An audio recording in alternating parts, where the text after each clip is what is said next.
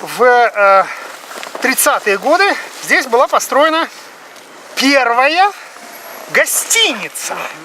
Вот здание, которое стоит сейчас на этом месте, гостиница «Север». Вот, здесь есть очень интересно, вот это здание, вот этой гостиницы. На ней громадными буквами было написано сверху «Гостиница». Вот эта фотография довоенная, вот она, довоенная фотография. Вот.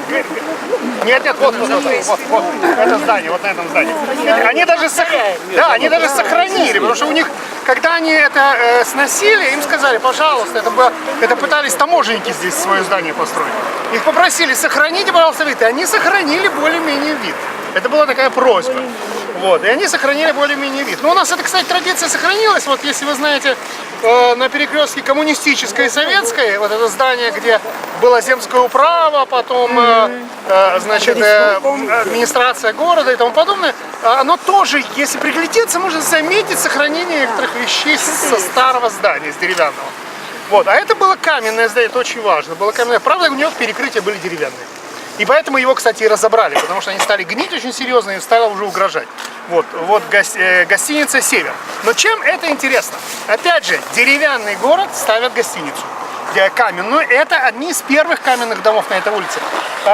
Вот можно взглянуть. Замечательная фотография. Вот гостиница. С каланчи. Сфотографирована с пожарной каланчи. Город весь деревянный. То есть она возвышается над этим деревянным. Вот.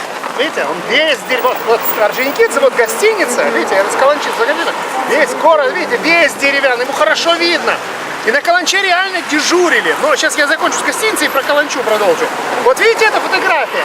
Там видно деревянные дома. Вон с мезонином он виден хорошо. А теперь фотография 50. Это довоенная, а это 50-х годов. Тот же самый ракурс, та же самая гостиница. Все, уже все каменные дома. Советская улица вся оделась в камень. Да, деревянные уже исчезли дома.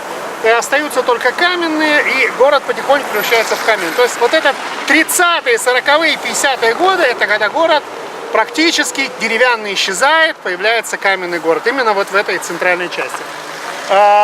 Значит, еще какой момент хотел. Да, про каланчу. Очень важный момент. Ну вот, взгляните на нашу каланчу. Вот этот вид она получила в 70-е годы. А до 70-х годов она была практичной.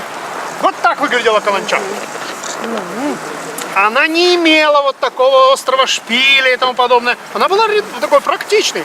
Ну и понятно почему. Потому что, еще повторяю, как только построили каменные дома, все, практически не видно стало города с этой каланчи. То есть каланча уже перестала играть эту роль, и она стала декоративной. Ее превратили в декоративную. То есть сейчас там никто не стоит и не смотрит. Потому что бессмысленно, кругом деревянные дома. А пока она была именно вот такой, вот таким был город Сыктывкар, деревянным, эту рабочую роль выполняла каланча.